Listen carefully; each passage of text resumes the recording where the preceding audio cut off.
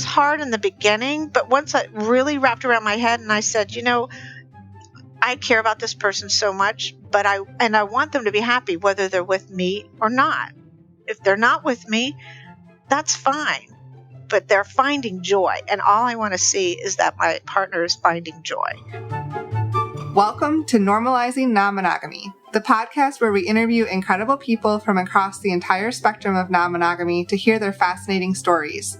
We strive to bring guests on the show who have a healthy approach to non-monogamy. However, it's important to remember that everyone does it a little bit differently, and the views and opinions expressed by our guests do not necessarily reflect our own. Additionally, we produce this show for entertainment purposes only. Please be aware that we aren't doctors or therapists. Consult a medical professional for anything regarding your health that you might learn about on the show. Enjoy! Take 5. Welcome to episode 114. We're Finn and Emma, and today we have an interview with Katt. She has a powerful story and has overcome a lot of adversity and challenges throughout her journey, and we learned a lot from talking to her. Yeah, she was actually introduced to Fetlife by her hairdresser, Yes. which not a lot of us can say. And yeah, she, as Emma said, it hasn't been an easy journey for her, and it's a super powerful story. She is the partner or one of the partners of Norm and Rachel, who are episodes 80 and 106 respectively. And she talks a little bit about them, but I would say you don't necessarily need to have listened to those to get a lot out of this. No. One thing to maybe just talk about briefly is she mentioned something called the Year of Grand Mistakes.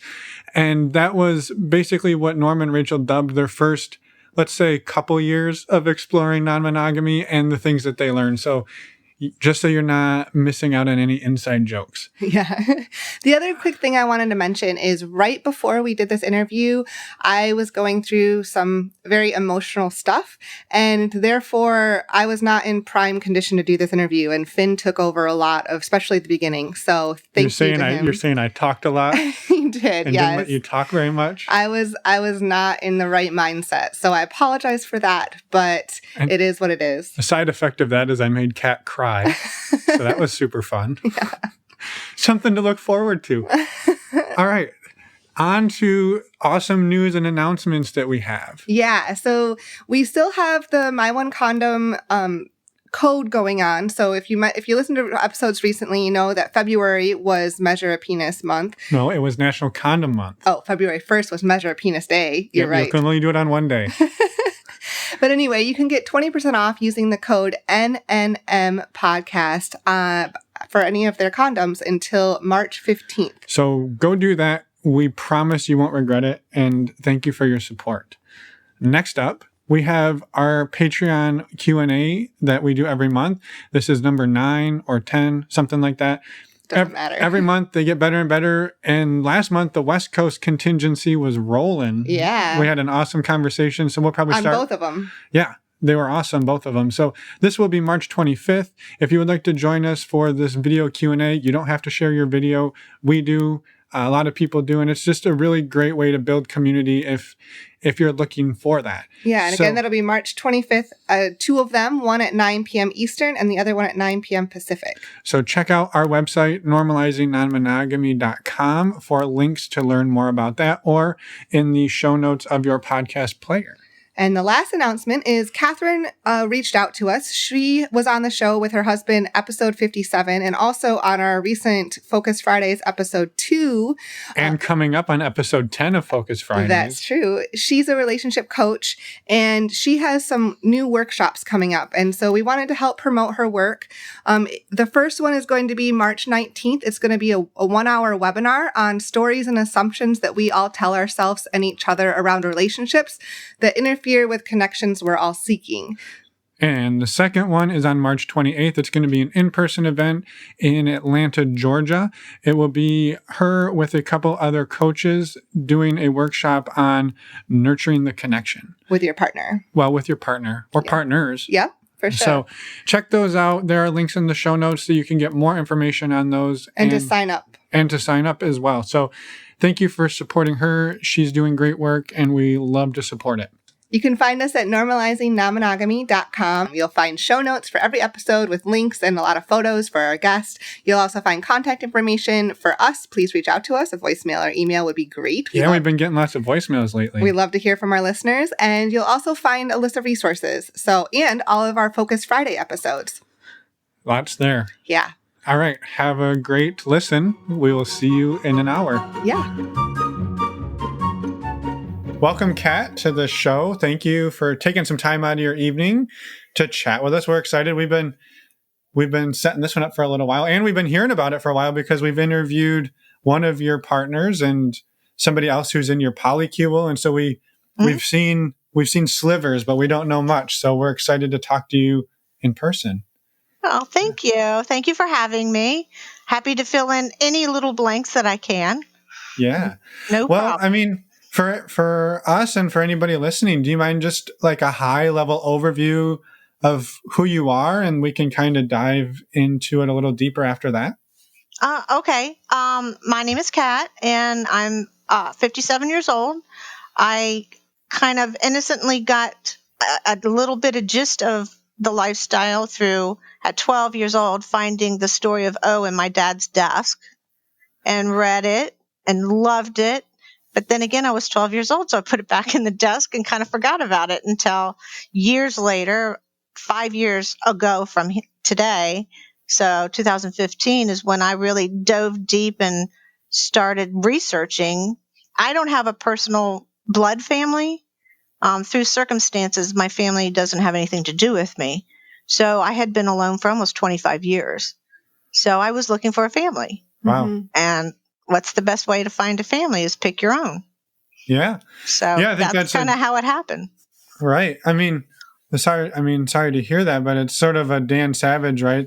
Sometimes your logical family takes the place of your biological family, right? And that's right. And just like your biological family, your logical family is going to pick some partners or some people that you're just not that close to, and that happens. But then, you come together as a family and family functions and family celebrations, and that's what it's all about. Is support system and people that understand you for who you are and don't sit there and judge you for what you're not. Yeah. Right. Well, yeah, it's amazing. And so, all right, so backing up, at 12 years old, you found the story of O, and then you put it on the back burner for 40 some years. And then I had a dusted marriage that was a disaster. Let's put it that way. I was married 12 years, had 2 kids. Through circumstances, he had an alcohol problem. And then through our divorce, I had an addiction problem. I'm an addict, and I've been clean. This year will be 24 years. Wow, congratulations. Thank you. So through that's why I lost my biological family. I got clean on my own. I did it hardcore, no rehab or anything. I just did it, and finally just came out the other side of it. But I still on my journey. It took a good 5 years before I figured out that my mother was so mad at me about being who I was that she was not going to be anywhere near supportive or anything like that. So then I just started working. Life got in the way. I didn't have my kids in my life. I still don't, which is okay. I'm down with that right now. They're grown women and they make their own choices, and they're doing really well from what I understand. So I just kind of got to a point where I had a lot of mental illness going on, and I had isolated for almost 8 years. That's no contact except for going to the store and back, and that was about it. But it was my process of trying to come out the other side of it, because I had dangerous and addictive people in my life. Yeah. And I had to just come to terms with who I was, accept all the responsibility for my choices, and just figure out how to move from there. So a friend of mine, he's my hairdresser and very best friend, but he's the only one that stuck through thick and thin for over 30 years. And he said, you need to get out and do something. Here, why don't you go on this site, Fetlife, and check it out? And I said, okay, I'll do that. And I looked on there and I was like, well, what are all these other things that they're talking about? What is polyamory? That is so interesting. Let me go look this up. So that's how it started, is I just started doing my research. I love research. So I just went through your best friend that was your hairdresser. Through her hairdresser My tells hairdresser. her about Fetlife. Yep. Sounds like we need to talk to your hairdresser at some point. He sounds like he's... He is my gay hairdresser best friend who has never judged me ever once. He was the most wonderful. He's still the most wonderful. He still does my hair. Oh, that's amazing. Yeah. So he said, you need to go out and find a life. Go on here and find it. And I said, okay. And so how did it go? I mean, that's a big step to take for somebody. For someone like me, it was a huge step, but that's how hungry I was for people. I had done the alone thing. Now I needed to find people that wouldn't judge me for my different likes and dislikes and my wants and my needs. So, and took me a while to come to terms with certain likes that I do have in the fetish world, because I had an abusive marriage and I had an abusive ex-boyfriend. So it took me a while for me to get to a place where I was okay with what I like, as opposed to what was done to me. Right. So with that said, well, that's the part of it, but you have this other side of you that wants companionship, that wants to have somebody that you can talk to, somebody that you can go ahead and do movies with. And I like drag racing, and I like motorcycles, and I like all these different eclectic things, but not one person is going to be able to fill those needs. I figured that out, right? Yeah. I'm going to depend on one human being to fill every one of these needs. Well, geez, I think somebody would have found that a long time ago. So I said, well, how do I do that? And that's when I started researching polyamory. Right. Then when I was on Fet, I had dated a couple of people, and the second one was, I'm not quite sure what he was, but something wasn't right. And I was so new in this new lifestyle that I wasn't sure. I'm really good on my instincts, but I wasn't sure if I was overreacting or just questioning way too much. So that's when I started looking. I said, I need some answers on, is this right? So that's how I found PPC. And it was only their second meeting. And that stands for? Practicing Polyamory Community. Okay. Cool. And that's the community out in the Maryland, DC area, right? Yes, that is Norm and Rachel's group. Okay. They lead it. Okay. That's how I met them. Okay. Perfect. Yeah. Cool. Yeah. So, yeah. I mean, that can be really scary, right? Because you're wading around in the waters of Fetlife with no background in this, no experience, and you're like, and nobody with me, nobody to talk to about it. I did it all by myself, but that's how, like I said, hungry I was, how lonely I was, is that I just needed people, but I needed people that I felt safe with.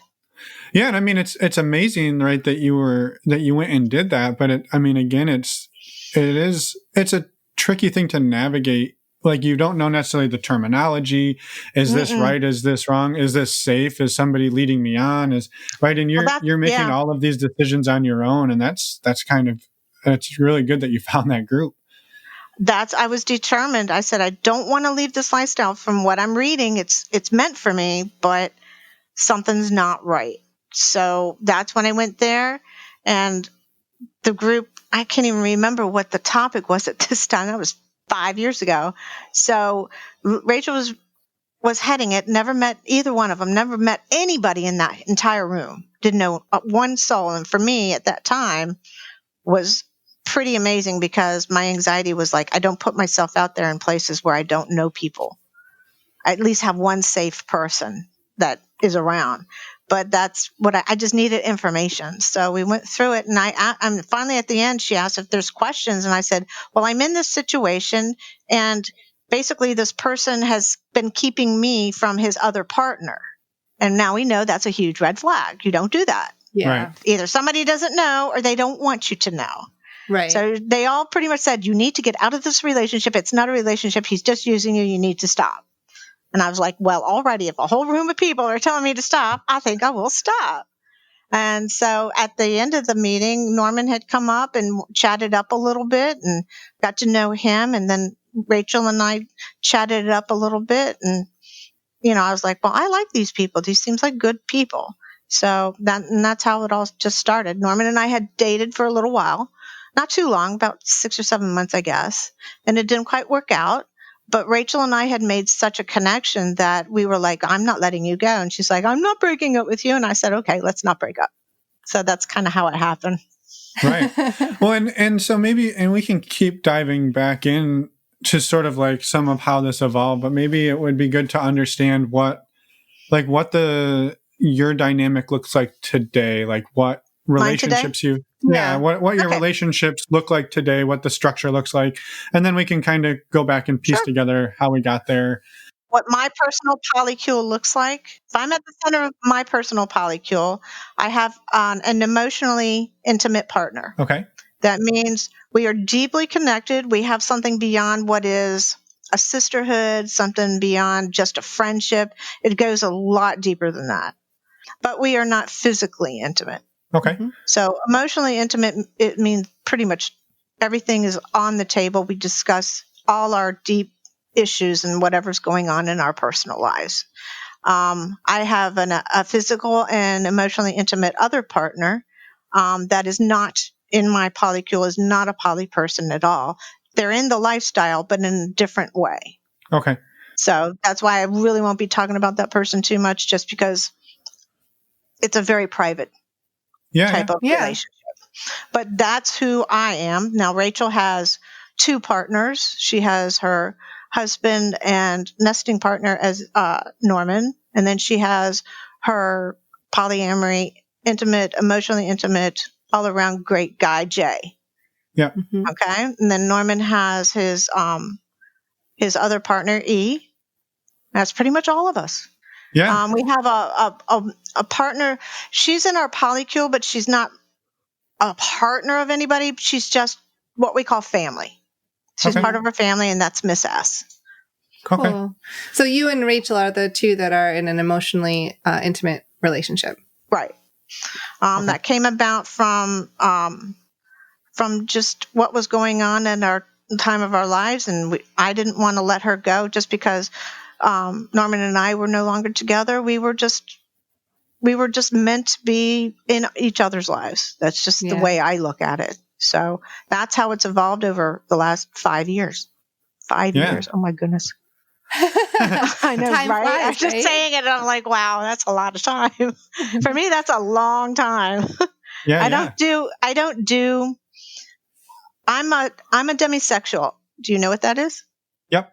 Okay. But please explain it. Please explain it for yourself, right? Okay. Yeah. So what a demisexual is, and I did not even know this term until I got in the lifestyle. I was like, I've been this all my life. I didn't know there was a name. Okay. So demisexual is somebody that needs an emotional connection to somebody, a very strong emotional connection before they even enter their mind that they are going to get physically involved with another person. It doesn't have to be any type of person. We're more attracted to the emotional side and the mind side, the emotional heart, and that kind of thing. As we are not so much a outside package, we're more of an inside package people. Okay. Yeah. No, it's so it could take a year, it could take months, it could take a day. For me, it takes almost a year, almost 2, before I would even think about getting physical with somebody. Right. So right. That's why. Go ahead. No. So something you've said a few times, which is the lifestyle. And I think a lot of times when people hear the lifestyle, they think more swinging versus polyamory. Have you explored like the swinging lifestyle, or do you use lifestyle in terms of like just an all around non-monogamous? Okay. With me being a demisexual, swinging would never enter my mind to even no. It doesn't seem like a dynamic that would work for you. No. I am not judging. I'm just saying it's just not my thing. So that's fine. But swinging to me personally is a whole different lifestyle. Okay.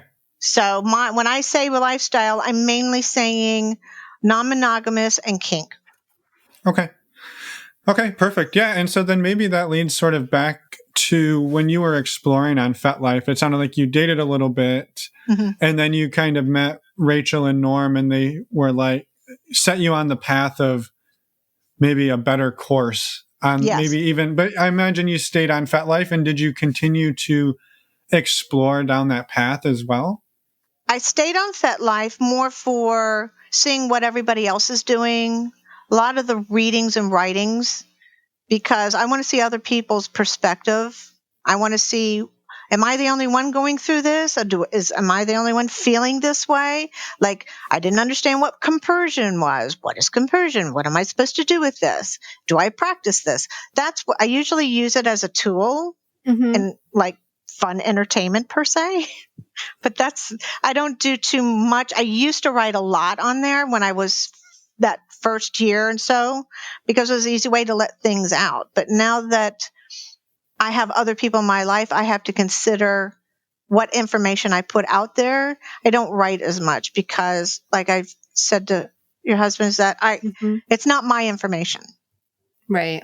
Like, a lot of the feelings and a lot of thoughts that I have involve other people, and I'm not going to sit there and put other people out there. Yeah. That's just my boundary. I practice really good boundaries. Yeah. So, yeah. And being a demisexual, you can't, computer dating doesn't work. You need to be in the presence of this person. You need to see how this person is acting. You need to see how they're feeling. How are they treating their other partners? How do they treat their family? It's more along the lines. And that's for how my demisexualism works, and how, because of my background baggage and how all that works, is that computer dating is not going to work for me. It's just never going to happen. So, So how did it evolve then over the last 5 years? Have you had multiple different relationships, or has it largely been, Rachel and Norm, and that was, and then your other partner at the moment? The other partner. Well, no, I dated for one gentleman for a while. I tried to figure out how it could work, but because of his personal things going on and his issues, I didn't feel comfortable continuing it. I'm not somebody that likes to keep secrets. I'm not somebody that condones outside relationships of your marriage if your other partner doesn't know that it's happening. So that happened. And that's pretty much the only person I did. I'm very, as you can tell, I don't date per se. I don't just date around. I have relationships, and it takes, like I said, a long time. Now, my other partner, they've been in the lifestyle 27 years, I think. And I had known this person.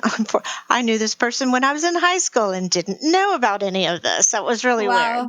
Yeah. So, but they took their time, and it took a couple of years, but I didn't even know it was happening when it was happening. It was one of those sneaky things, but he's that good at what he does because he's been in the lifestyle for as long as they have been. And it's been like one of those things that, oh, wow, this is kind of interesting. Okay, I'm going to go with this because I feel safe. Right.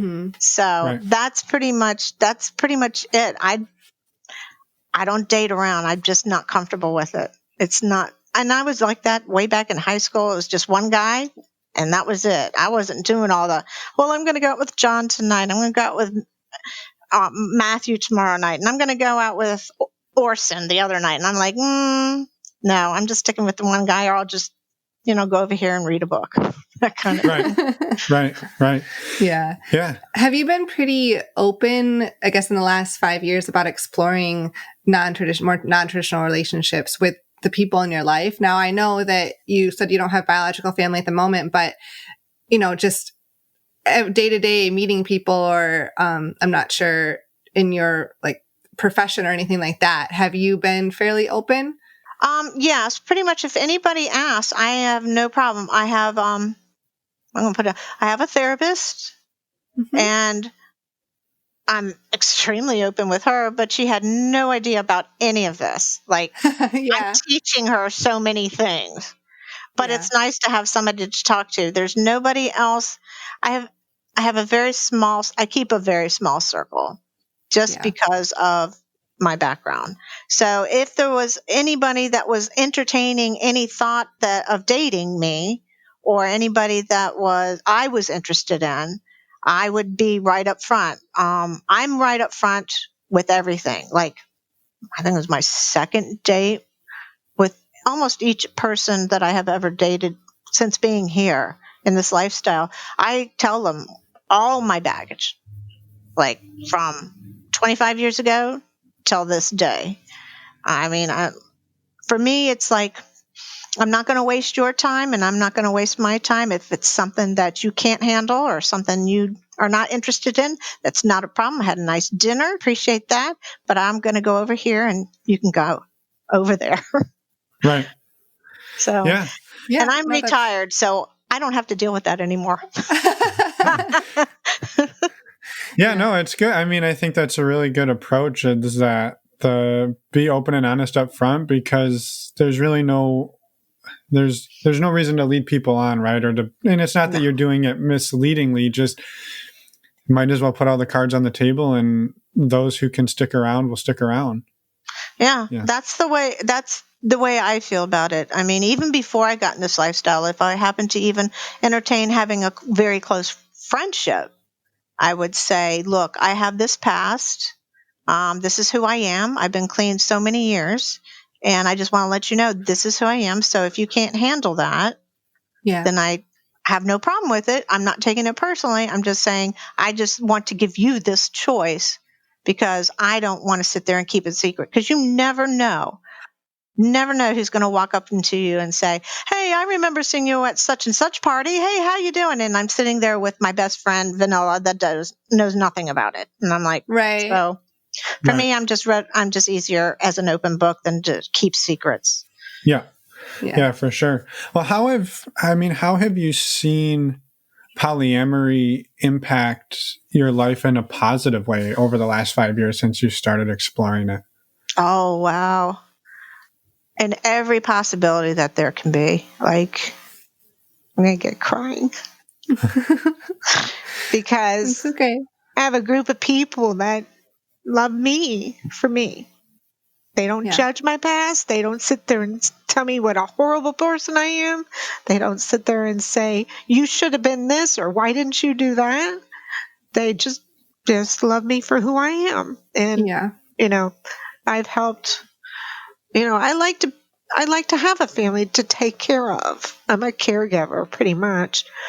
So, when Norman and Rachel's son was when he was in some turmoil a few years ago, I was there, like in the middle of the night. I was there every afternoon. If something needed to be done, I would take them to the doctor. I would pick up from school. I mean, that brings me joy, and I never had that. I never had a family, so it brings me so much joy to have people that I can say, hey, you know what? Somebody is telling me I love you at the end of the night. Yeah. Right. Well, especially like with what you said you went through early on or years ago in your life too, that, you've experienced that sort of rejection. Oh, right? yeah. And to have the reverse happen must be such a wonderful feeling. It is, as you can tell. But it's nice to know that somebody cares, Right. When you don't have, at the end of the evening, you lay down and you say, well, if something happened, nobody would even know. Yeah. So polyamory has brought me so much joy that I never thought was possible. I have a wonderful group of people that I wouldn't even trade my biological family for. Can I say that? You can say nobody's listens to this anyway. Right? Yeah, I wouldn't trade them for anything in the world, because no matter what, even though some relationships didn't work out, they're still in my life. Norman's still in my life. I still care about him. He's a good man. If he needs something, I'll be there. I know if I was in a car wreck or if I had a car trouble, I can call him and he'll come and help me out. Even Rachel's other partner, I know if I called them, I know they would come. Yeah. Each of us have moved each other at least once. Right. So, like, yeah, it's a good sign of a wonderful relationship and friendship too. If people show up if to help people you want to move, yeah. yeah. I found that out because when I didn't have anybody, yeah, that was kind of sad. It's like, well, I wish I had somebody to help me pack this stuff up. But Rachel was there, and Norman and Jay were there to help move certain stuff into this place, and it's a good feeling. Then you look at your new place, and you have these people that you can let in your house. Right. That's right. I mean, that's priceless for me personally. Yeah. Yeah, for sure. Have you seen any, sort of like personal growth through your explorations of non-monogamy? And sorry we made you cry. Oh, you didn't make me cry. I made myself cry because that's how polyamory has impacted my life. It's brought me the family amazing. I never had. So I'm grateful, it's very amazing. grateful. Let's see. Personal growth. A lot of personal growth. Oh, Rachel would be so good at telling you all about that. Because definitely I've had a lot of personal growth. I do what I do the work every single day of my life. And having my background, you have to do the work every day because the consequences, you've already been through those. And if you don't do the work, you need to make sure that you understand. If you don't, you know what the consequences are. So every day, my personal growth is taking care of my mental health, taking care of my physical health, and trying my best to support whatever is going on with each person that I care about. I might not approve of it. It's not my business to approve or disapprove, but I need to support that because that's what they need. It's not about me. It's about what they need. So my personal growth was come through that I didn't really have other people to do that for. So that made me do a lot of rethinking of how I want to readjust my life, as in, well, you're not going to be alone for the rest of your life. How do you feel about that? That was kind of weird. But yeah, I'm glad about that. And then today, I never had people that I would call on and they would be there. That was surprising to me as well. Yeah. So my personal growth would be with actually trusting other people, because I didn't have that for like 45 years. Yeah. Right. Yeah, that's huge, right? Yeah, it's a big deal. Time. Yeah. So the longest time there weren't people that were even allowed in my house because I didn't trust that. Yeah. It was very hard. But now, come on over. Let's have some fun. Let's watch some TV. Can you come help me hang this? Whatever, right? But it's just the small group of people that I want to go ahead and just keep growing with. Because everybody has grown a lot, I have seen over the last 5 years. I didn't get to see all the year of grand mistakes. And I'm very happy about that. Yeah, referring to Norm's Norman quote, Rachel's quote from his episode, their where infamous year of grand mistakes. Their first year was really bad. I came in after all that, so I'm very happy about that. So I did my own year of grand whatever's going on. So right. I think we all do. Right, exactly. You can't avoid it, but that's where you come. Sometimes it's more than a year too. Well, the thing is you take away something from that year because it'll help you prepare for the next one. Exactly. Yeah. Right? If you don't learn, you're going to repeat the same process over and over again, expecting different results. Yeah. Yeah, for sure.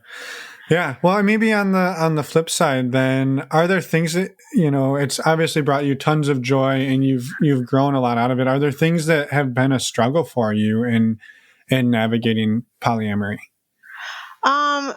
It was in the very beginning, it was learning about compersion, being happy for your partner when they are involved with, it could be a new person, it could be a person that they've had, but they found a new life with, or a new growth with, or a new love with. when your partner is finding joy and it's not with you, right? So that was hard in the beginning, but once I really wrapped around my head and I said, I care about this person so much, but I want them to be happy whether they're with me or not. If they're not with me, that's fine, but they're finding joy. And all I want to see is that my partner is finding joy. Took me a while because I had a partner all to myself for a whole long year. And I was like, now I got to share you. I don't think I like that at all. But it took me a good while before I could say, you know what? They're happy. And she shares that happiness with me. And that makes me happy. So that took me a while to get and to understand and then sit with for a while. And then I was like, yeah, I'm okay. It's okay. Because you have to have security in your own relationship before you can start feeling happiness for other people. When you don't have that security, you're always going to be upset. You're going to be anxious. You're going to pick a fight. You're going to say, well, why don't you want to do that with me? I mean, what's wrong with me? Why are you not doing that? I want to do that. Why we used to do that. Why aren't we doing that now? That's a hard part in this life in polyamory. It's really hard. Mm-hmm. If you're not set up and you don't do that work every day, then you're going to, what I call, you set yourself up for failure. I always want to set myself up for success every day. And I have to look at different ways to do that. If I'm sitting here in my chair and I'm crying, woe is me, I want to go out and I want to do something. Why aren't they doing it with me? No, nobody wants to go out with that person. Who wants to go out with that person, right? Yeah. So I had to find joy in my own things that I like to do so I could find the joy that the other person was experiencing. So that's the one pitfall that I had a really hard time with. Yeah, it's not to say it won't happen again. I'm going to be honest. Yeah, well, I mean, and it sounds like it was an awesome growth opportunity, right? To really work on your own happiness and not rely on somebody else for that, right? Mm-hmm. Well, that's what monogamy does to you, right? When you go into this with a monogamous mind and you don't sit there and try and readjust it, then yes, it's going to be miserable and it's going to be painful and it's not going to be bringing you happiness. I mean, I go on the assumption that whoever I'm dating or whoever I might consider being in a relationship with, I really, really prefer that they have a partner first. I want them to have a partner. I don't want to be their one and only partner because for me personally, has way too much pressure and way too much responsibility. I don't do well with that. Yeah. So for me, I'm okay with being the second or the third as long as I don't practice jealousy. I do have an envious problem. I get envious. I don't want to replace her or him. I don't want to be in their place, but I would like that for myself. Yeah. Right? Yeah. So that was another thing is trying to get over. I want you to be happy. Go over there, have dates, go out on 50 dates, have fun. But you know what? I want to have my date this Saturday and we're going to go out and do something fun. So plan that. Yeah. Right. That's all. Well, it sounds like that you've slowly learned that about yourself. It's the process. It was very surprising too. I was very shocked about that, but I had come to learn that about myself is that I'm not very good with a lot of pressure put on me. And I'm not very good with having to fulfill other people's expectations of what should be. That's not my responsibility. Yeah. You need to do that work. Right. This is what I can do. This is what I'm willing to do. This is what I want to do. But if there's something outside that realm, then you need to figure out what that is and how you can get it for yourself. If that's dating or having another person in your life to fulfill those needs, I am happy. Go ahead and do that. Find that person. As long as we're okay, I'm okay with that. If we're not okay, I want to discuss it. And that's my biggest thing is I don't let things simmer. I don't let things fester. I'm a right out there, unfortunately, like in your face kind of person. Sometimes it's off-putting, but I have learned, we were just talking about this today, I have learned there are times that I need to keep my thoughts to myself. There's a time and there's a place, and you have to really understand if that person is really willing to receive that information that you want to talk about. If they are not willing to receive that, it's not going to go well for you. So that's another thing in polyamory you have to really practice a lot of, is like, nobody really wants to hear your opinion because it's not going to it's going to clash with their opinion, and it's not going to go well for you. So you need to just keep that to yourself. Right. Well, and learning when that is and how to navigate that can be tricky, and understanding the other person too, and trying to see it from their point of view. Well, the thing is what I've learned is there are some people that will always not be open to that. Like, there are a lot of people there's a lot of discussion right now going on about closure. Mm-hmm. And there's a lot of people that have to have closure. Like, it's an angst for them. If they don't get closure, they get very upset and angry and anxious, and they start riling. And it's like, but the other person, in their mind, they've closed it. They have closure. If you don't have closure, then, I mean, I don't know. How do you navigate that? You have to let it go. Like, I know for a couple of relationships, I will never have that closure. And it took me a while, but I had to say, you know what? I got to let that go. Yeah. If I don't let it go, then I'm not going to be open to receiving some good in my life, some joy in my life. Right. So that's how that works. But with me, I don't try to, and I had to learn this over the last 5 years, I don't try to push my thoughts and opinions on people. If they ask me, yes, I will tell you because you asked me, but I will be happy to express my thoughts and opinions on what is going on. But I'm not going to volunteer that anymore. And it took me 3 years to figure that out. Yeah. Yeah. Moving forward, do you see anything changing in the way you approach this or your dynamic? For me personally, I am good with my number. My number is 2, and I am good with that. I don't see myself going out and dating and finding a new partner at this time. I can't speak for the rest of the polycule. I mean, that's always ever changing. It never stays the same. Yeah. It's just, to me, it's fluid.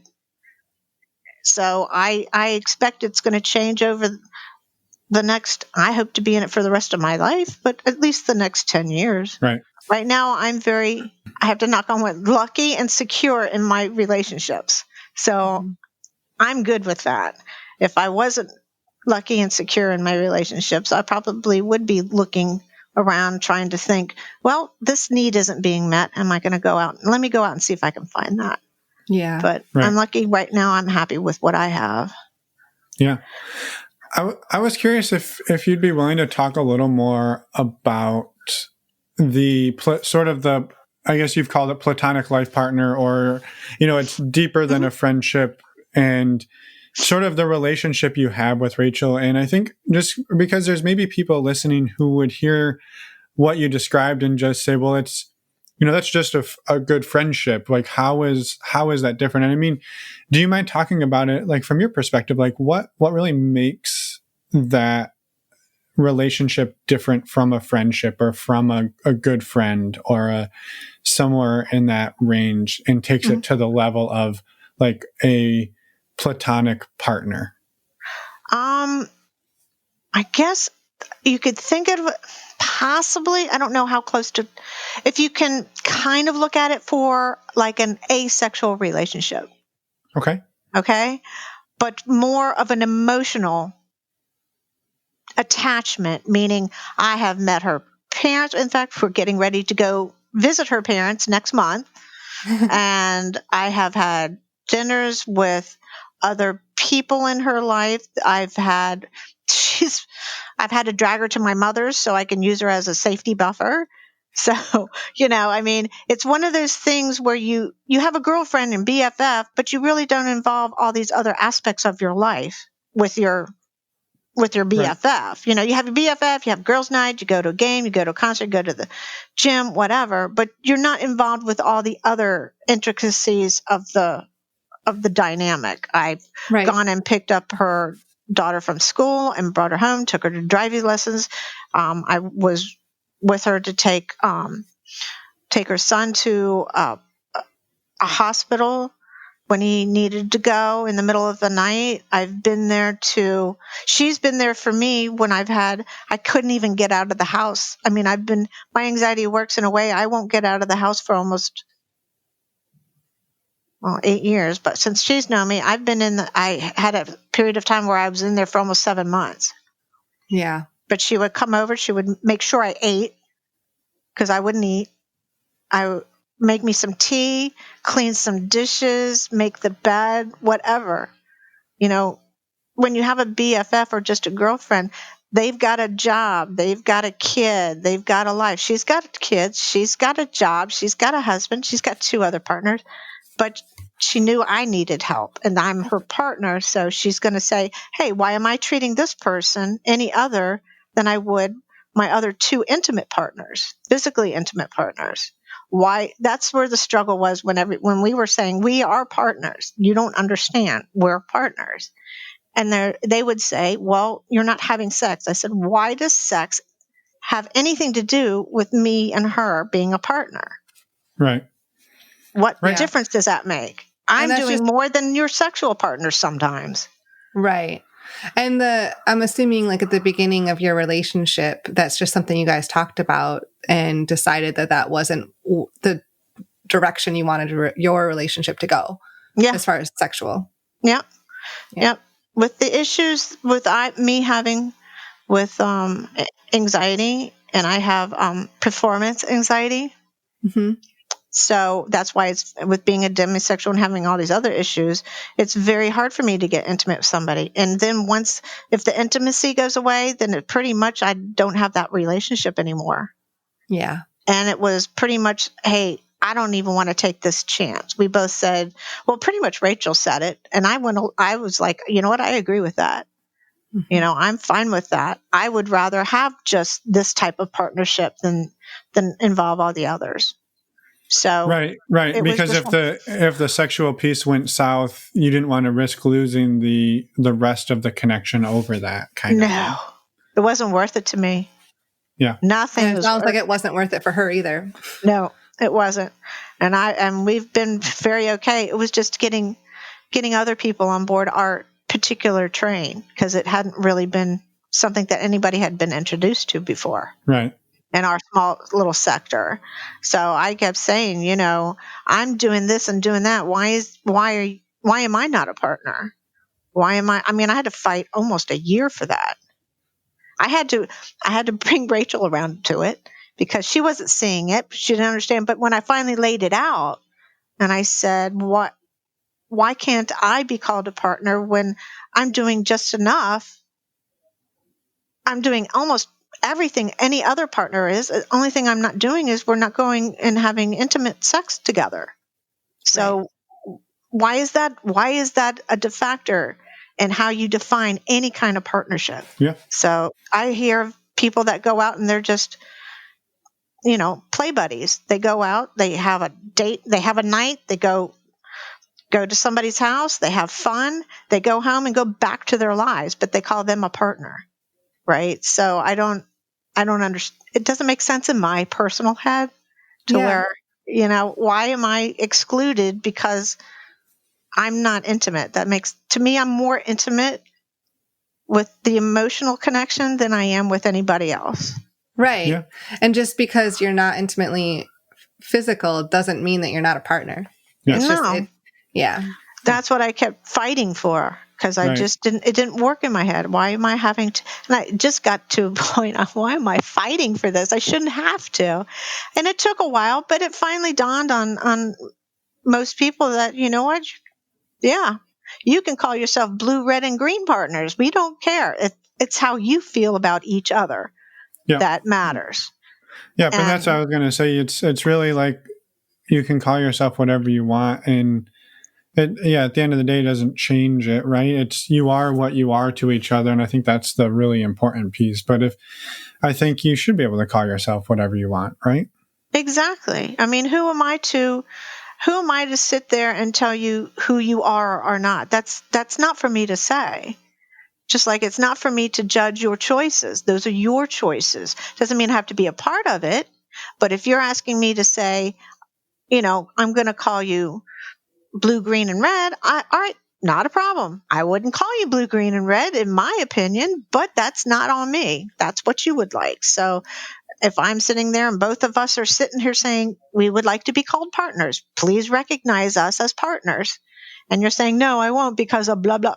Well, okay, that's fine. But I'm going to say, if you are in my presence, you will be calling me, we call each other life partners. So I'm introduced by Norman as her life partner. So they all know we are partners per se, and that's not going to change. So Yeah. Right. That's how it works. That's awesome. No, it's an amazing dynamic, and it's awesome that you two have worked that out for you, and that's what works best. So yeah, and it's nice that the other partners have gotten on board, and they're all about it, and they're fine. I'm happy that it worked out as well as it did. Yeah. So. Well, are there anything else that you would like to talk about that we didn't ask about that you were hoping to share tonight that we'd like to give you the opportunity to do so? I don't think so. I pretty much covered a half century of life there.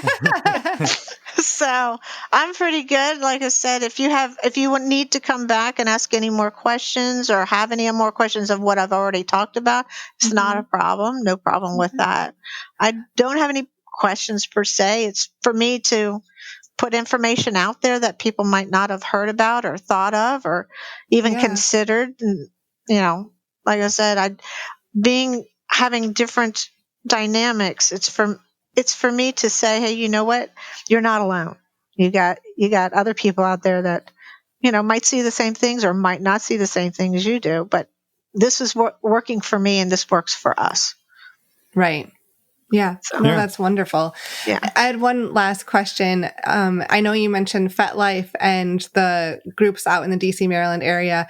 You don't do online dating, so I'm assuming you're probably not too involved with Fetlife unless you're, but I wanted to ask, are you involved in the Maryland DC community as far as like going to meetups? And I know Norman and Rachel do a lot of groups. So I'm assuming you're pretty involved in those. And has that been a great resource for you?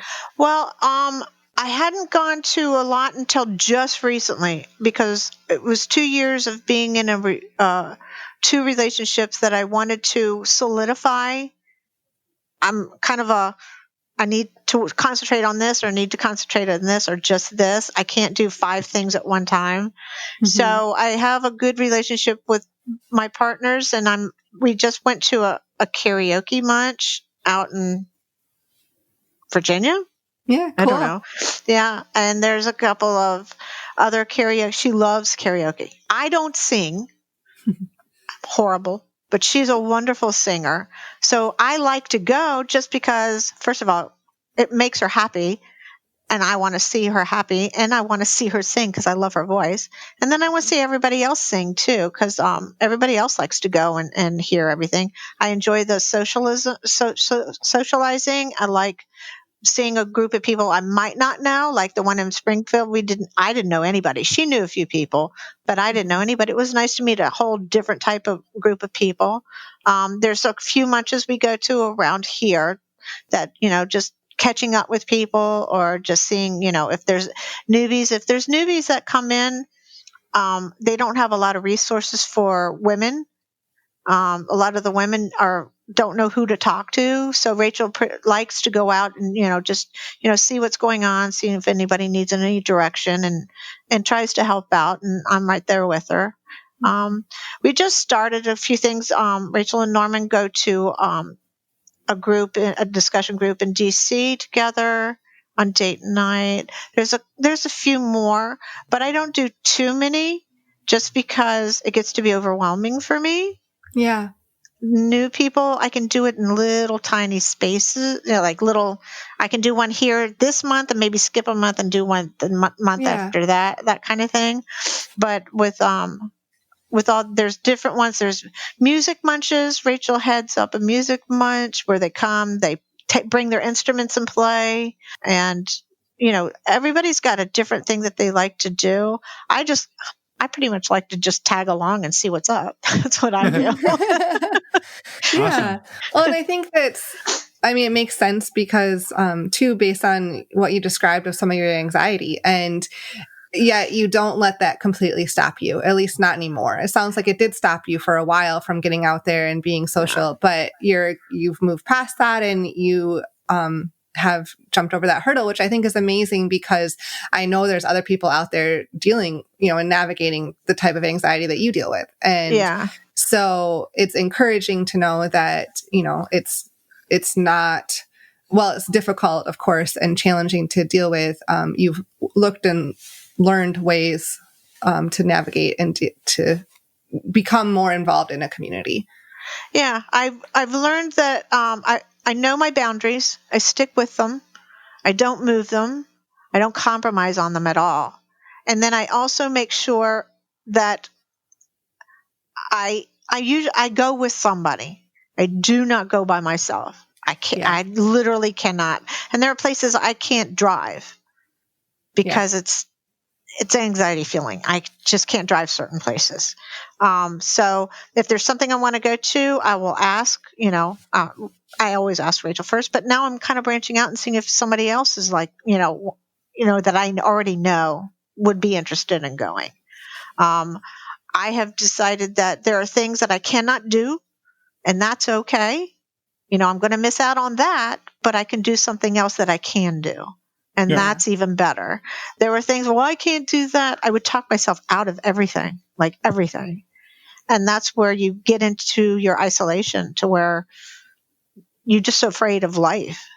And you have to find one thing that makes you happy and just follow that. Just doesn't matter what it is. Go to the library. You don't have to interact with people. You don't have to talk to anybody. But when I used to go to the library just to be in a space where there were people, but I didn't have to interact with them. And that helped me a lot. Doing those small little baby steps is where I started to feel like I can do this. And I had to let go of the things I absolutely just cannot do. And, that's okay. I'm not missing out on life anymore. I'm just finding a new way to navigate it. Right. Yeah. It's amazing. It's awesome. Well, thank you for that and for sharing everything you've shared. I think it's a super powerful story, and we're really happy that you were willing to come on and share it with us. So thank you for that. And you're welcome. I was happy to be able to do it too, because usually I would not do this kind of thing, but I was like, okay, I can do this. I can do this. Everybody else did it. You can do this. Yeah. No, it's awesome. And we're honored that you were willing to share with us and that you trusted us enough to do it. So again, thank you. And sure. Yeah. Not a problem. So yeah. Well, and maybe with that, we'll let you get along with your evening and have a wonderful night. Well, you guys have a wonderful night too. Thank you so much for having me. Thank you. Thank you. Bye. All right. Let's do it in one take. And we're back. Thank you, Katt, for reaching out and coming on the show. We know that your story had some vulnerable parts, and we're really thankful that you were willing and wanting to come on and share it. And sorry I made you cry. And I also just wanted to point out that if you haven't gone back and listened to Norm's and Rachel's episodes, you definitely should, because they're fantastic people that have really great stories as well. Yeah, when I said at the beginning you don't have to have listened to them, that wasn't saying you shouldn't listen to them. Exactly. You definitely should go forth and do that. Yeah. So we want to mention just a few quick things at the end here before we wrap up. The first is STD check. If you .com. You can use the links on our resources page to get $10 off your panel, and it's a great way to get tested online. It's really easy. You go into your local Quest or LabCorp, give them your samples, and you'll hear blood back. And pee. Yes, and you'll hear back within 24 to 48 hours. It's really fast and easy. So we love it, and we highly encourage you to check it out. And in full disclosure, using the links does support us, and we greatly appreciate it. You also get to save $10 off. So thank you for doing that, and thank you for supporting the show and supporting health and safety and testing in the non-monogamous community. Yeah. So what's on Friday, Emma? We have our next Focus Fridays episode on Friday. This is going to be a continuation of the topic shame.